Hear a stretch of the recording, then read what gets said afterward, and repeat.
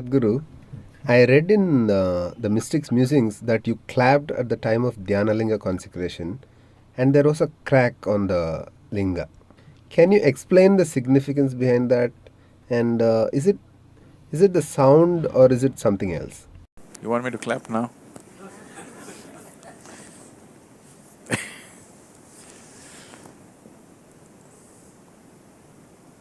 Now, that is not because of the sound. The power of the sound that Panditji was saying is, in the modern science we are trying to explain it off as resonance. If the Shruti is perfect on the two, naturally the string will break. As you were saying, the bridge breaking up is a classic example in every textbook, you know. Two soldiers are walking and a bridge which can take tons of weight will collapse just because two men are walking in unison. It's a classic textbook example. So just about anything can be cracked with sheer sound just by something like this. If two people just do this, if it is a perfect match, you can bring the building down. We don't produce perfect musicians in the school, okay? They'll bring down the building because being in absolute unison can create a certain energy where 1+1 is no more 2, 1+1 is a million. So, classical music, when two people sing, Jugalbandi is never about two people singing together. They're always setting this thing because the musicians who crafted this music are aware, or if two musicians are absolutely perfect, they could cause damage to the physical structure. People may just attain, their bodies may break, it is possible. The whole process that you see in the existence is from non-creation to creation, from unmanifest to manifest. But the other process is also happening. Today, cosmologists have recognized a whole galaxy will collapse into itself and become nothing. It'll become a black hole, it's nothingness. And nothingness is recognized as the most powerful space in the existence. Today they're beginning to call it dark energy and whatever else. So essentially, sound is a certain kind of… it is the first step into creation, from non-creation. But yoga is about uniting that which is creation and that which is non-creation. The word yoga means to unite. To uniting that which is creation. Creation means a limited form. It may be a planet, it may be a solar system, it may be a galaxy, but still a limited form. In our perspective, it may be large, we may think the universe is unlimited. That's our perspective, an ant thinks you're unlimited. Our perspective of what is size is from the size of who we are. You know, we are looking at something is large, something is small. Essentially, any form is a limited space. So, yoga means to unite that which is limited with that which is unlimited. So, what is a form? To make it formless. But at the same time, we don't want to lose our form, but we want to connect the limited with the unlimited.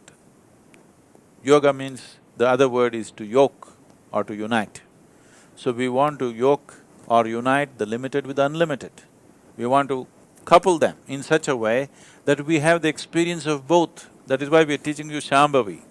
That means it's a twilight zone where creation and non-creation both happening at the same time within you. The process of creation is moving from unmanifest to manifest. But another dimension, which is even more important, is moving from manifest to unmanifest. So this is a culture which recognized the significance and importance of that and held that as the foremost process in the existence. That is why we hold the destroyer as the Mahadeva. Destroyer means he is moving the manifest into unmanifest. So he is held as the highest because here we recognize that is the highest process. Making the unmanifest into manifest is a limited process. Making the manifest into unmanifest is the unlimited process. So that is the reason, though Shiva is a destroyer, he is held as a Mahadeva. So, Cracking of the stone is not because of the sound. I don't even know if it made sound, it made some sound, but it's not the sound, it is a different process. Because if any energy happens at a certain scale, sound gets produced. Have you seen the airplanes sometimes, the fighter jets are going and when they break the sound barrier, boom, like a bomb it goes. All that happened is an object moved faster than what it was from a certain limit, it crossed that limit of speed and suddenly there's an explosive sound, nothing exploded. See, nothing blew, all right, there's no fire, but there is sound. When a jet crosses the sound limit, there is no fire, there's no explosion happening, nothing great happening in the engines of the jet, but still you hear a boom because an energy is created. So, the energy is the basis of the sound. The sound is not the basis of the energy. It's the energy which is the basis of the sound. Because there is energy in this body, I can make these sounds, isn't it? But at the same time, sound is the basis of energy on another level. It is because of sound that energy has happened. When there is no sound, there is energy but it is unmanifest. It is simply there. So today, modern nuclear science is explaining this in a certain way. You know, you can see virtual protons and virtual neutrons being created. If you just as much as add energy outside, not connected to this chamber, if you just play energy around, you will see virtual protons get created. That means creation is happening in a absolute vacuum space. So, in a non-existence, which we are referring to as Shiva, existence is beginning to happen with the first play of energy. So we say this is Shakti. Energy is Shakti. Once she begins to play, creation begins to happen. The first form of creation is always the sound. The first there was word.